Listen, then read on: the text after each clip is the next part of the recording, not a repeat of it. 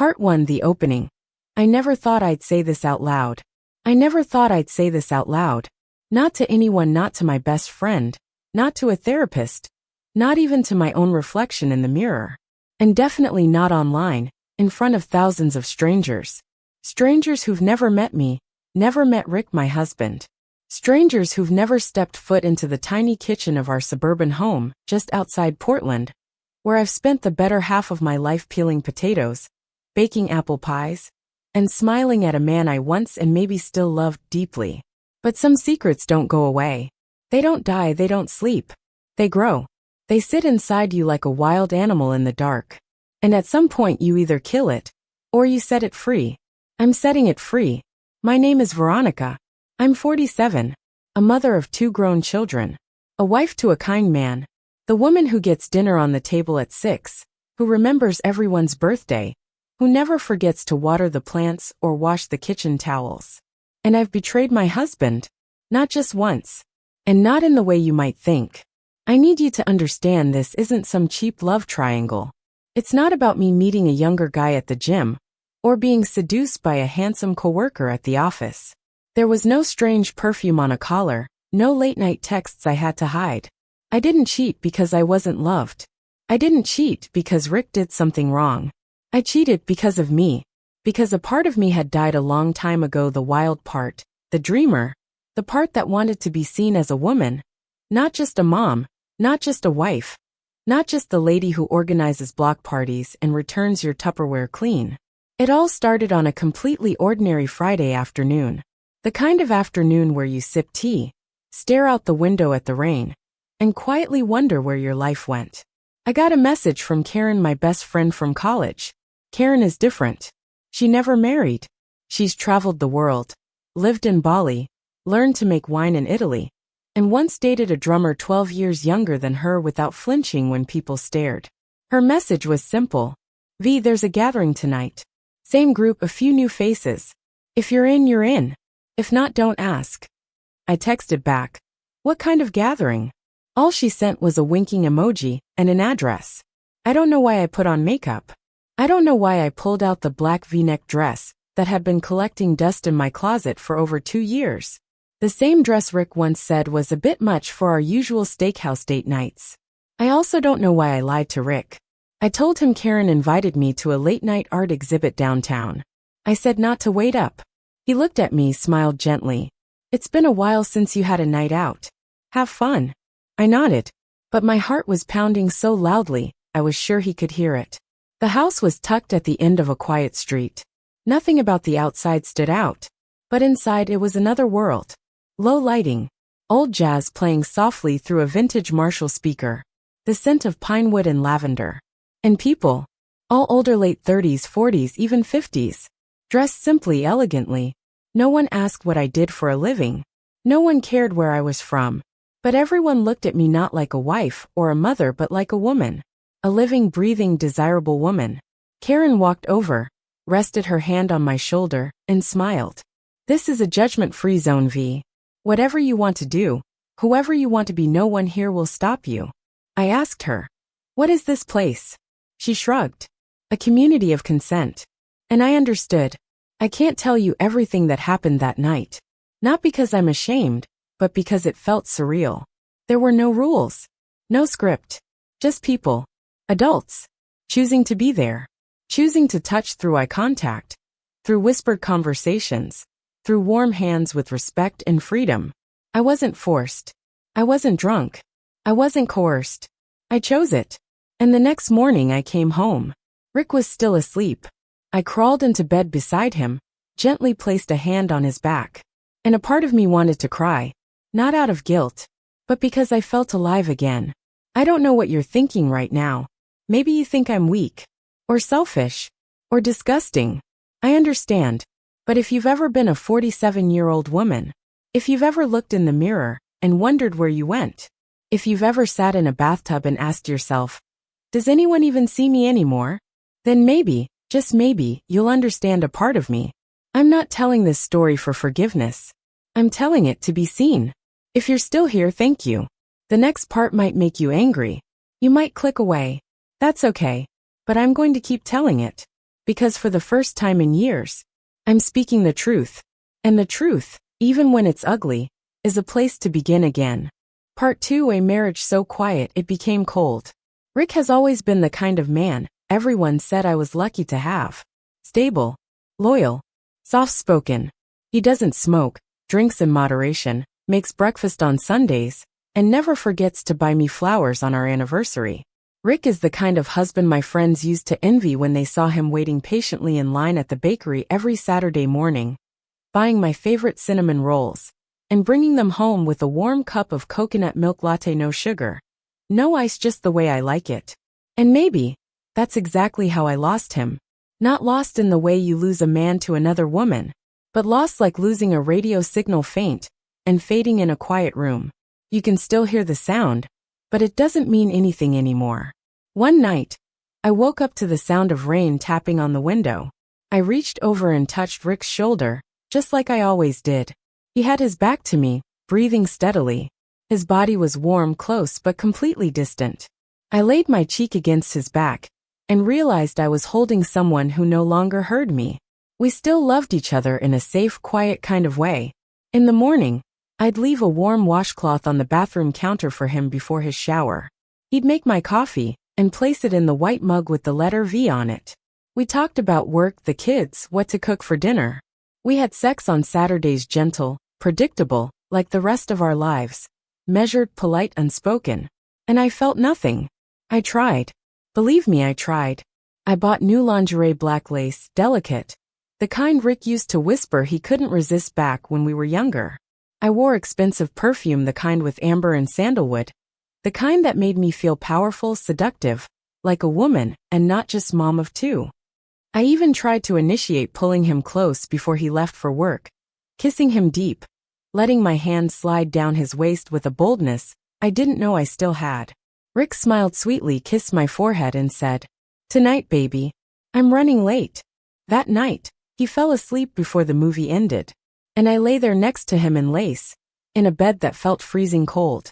I started spending more time in the bathroom, not to cry, not even to think, just the only place where I could be naked in front of a mirror, study every new wrinkle on my neck, every faded stretch mark on my thighs, and quietly ask, am I still desirable? Does anyone out there even see me anymore? I played this little game in my head sometimes.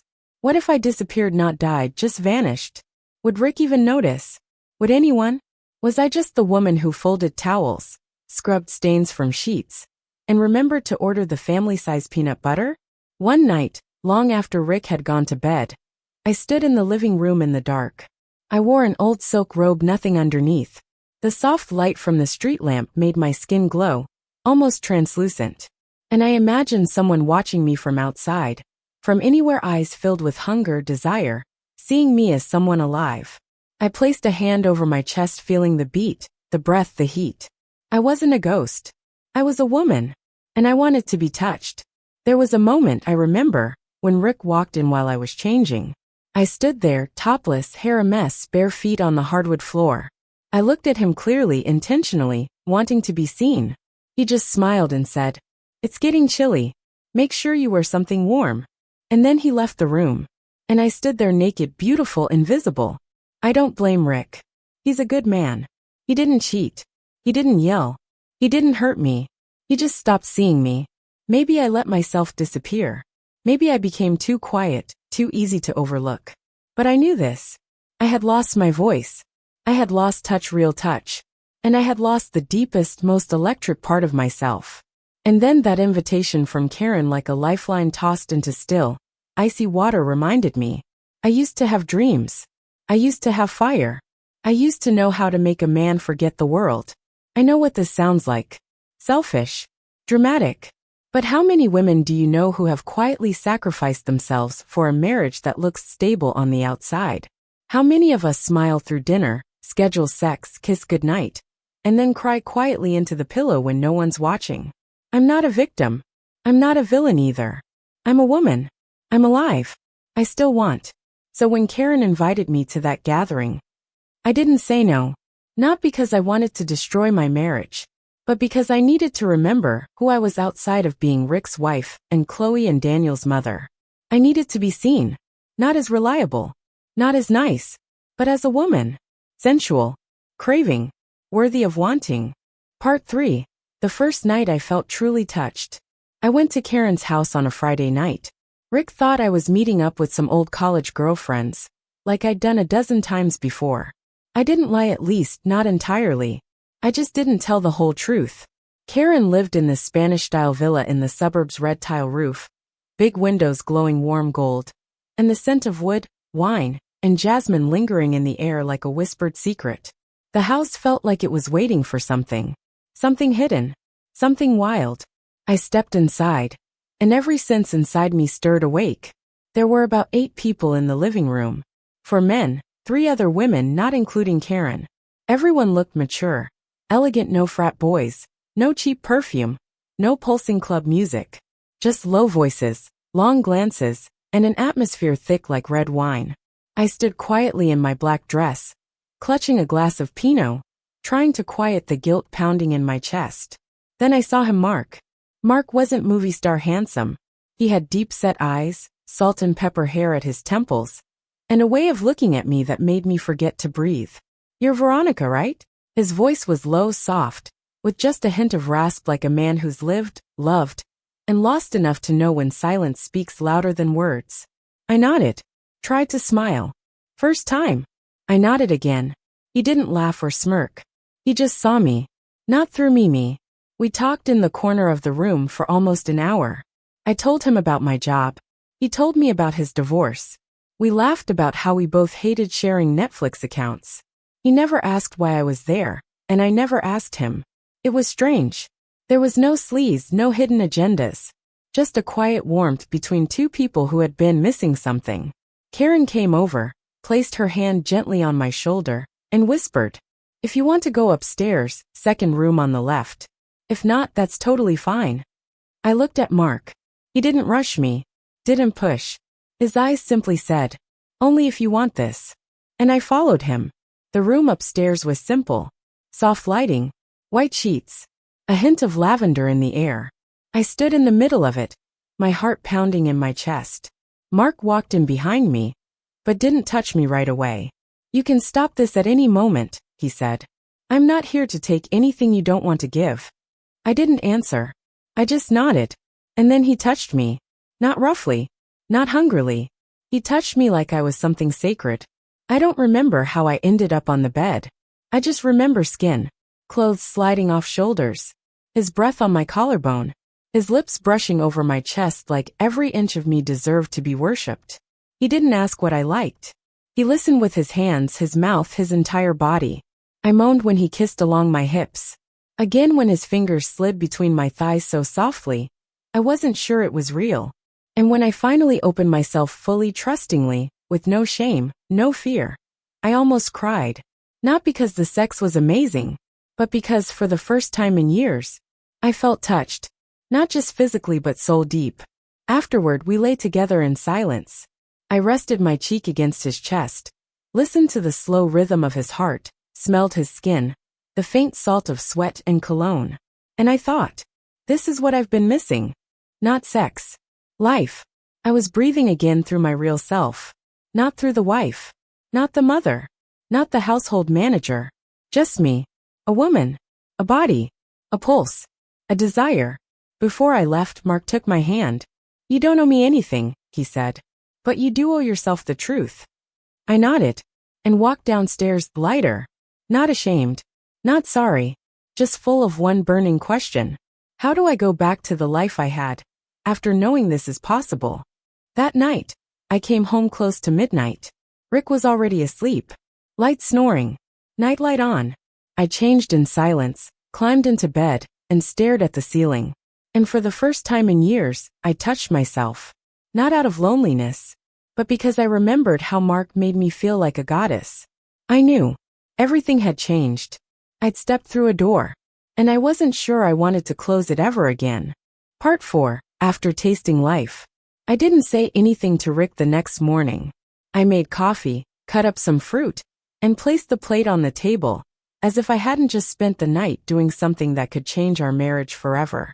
He sat there, still wrapped up in his usual indifference, eyes glued to his phone and the newspaper, not noticing that the woman sitting across from him was no longer the same. "Did you sleep well?" he asked, not even looking up. "Yeah, it was pretty good," I smiled, taking a sip of my coffee. "I did sleep well. Truly well. After being touched like a real woman for the first time in years. My body still carried the marks of the night before. A faint red spot on my neck marks kiss. The sensation of his fingers still lingering between my thighs as I walked. I remembered how he whispered not into my ear but against my skin, each word like a confirmation that I deserved to be desired. I didn't feel guilty. I only felt alive. The days that followed, I started seeing everything differently. Dinner with Rick became quieter. Not because we argued, but because I wasn't interested in maintaining the illusion anymore. He talked about work, stock prices. I nodded, smiled, occasionally asked a polite question. But in my mind, I was recalling Mark's eyes as he watched me unbutton each of my blouse's buttons. I started changing. In small ways. I wore lace lingerie to work, even though no one would see it. I applied fragrant oil to my inner thighs, places only one man had kissed. I lingered a little longer when I looked at men on the street. And sometimes, I caught their gaze and I didn't shy away anymore. Once I sat alone in a coffee shop, reading a book, my eyeliner sharp, a skirt shorter than usual. A man smiled at me. I smiled back. Nothing happened, but just that was enough to remind me. I still had it. Karen texted me a week later. "The group's getting together Saturday. Same place. You're welcome always." I looked at the text. I didn't reply right away. I lay on my bed, staring at the ceiling, feeling the faint tingling in my chest as I remembered Mark's lips. I wanted more. But not just for the sex. I wanted the feeling of being touched, of being explored, of still being in control while being led. That evening, I replied with 2 words. "I'll come." This time I prepared more carefully. Not just the dress. I chose black lingerie that clung to my body, red stilettos I had forgotten about for almost a year. I sprayed perfume behind my ears, on my wrists, and between my breasts, the spots where a true lover would find first. I arrived earlier than before. Karen greeted me with a knowing smile. "You look like you know exactly what you want now." I shrugged. "Maybe I do." Mark wasn't there that night. I was disappointed. Just a little. But then, I met David. He was tall, thin in an artistic way, with a half smile and long fingers with strong hands. We didn't talk much. David didn't make me feel safe the way Mark did. On the contrary, he made me feel reckless. "Do you want to come upstairs with me?" he asked, right after the second glass of wine. I didn't answer right away. I just stared into his eyes and smiled the kind of smile I had only seen in movies. "Lead the way." David wasn't as gentle as Mark. He was bold, daring, a little wild. He lifted my skirt without undressing me. He pushed me onto the bed like I was part of his hunger, and I liked it. There were no strings. No gentle "are you sure?" Just 2 grown people knowing what they wanted, and ready to explore it without hesitation. I had never moaned that loudly before. I left when the clock struck 11. No hugs. No promises. Karen just looked at me and whispered, "You're glowing." I walked out of that house, drove down quiet streets and smiled to myself. Not because I felt younger, but because I felt real. Rick still didn't notice. Even though I had changed so much, I still talked to him like before. I still cooked, cleaned, cared. But I was no longer his. My body didn't belong to one man anymore. My heart, though, I was reclaiming each piece. I started keeping a journal, not to confess, but to remember.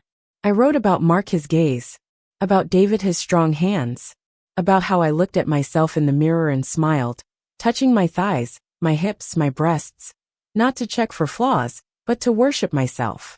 I don't know how far I'll go. I don't know if one day Rick will find out, or if I'll confess, or if I'll leave.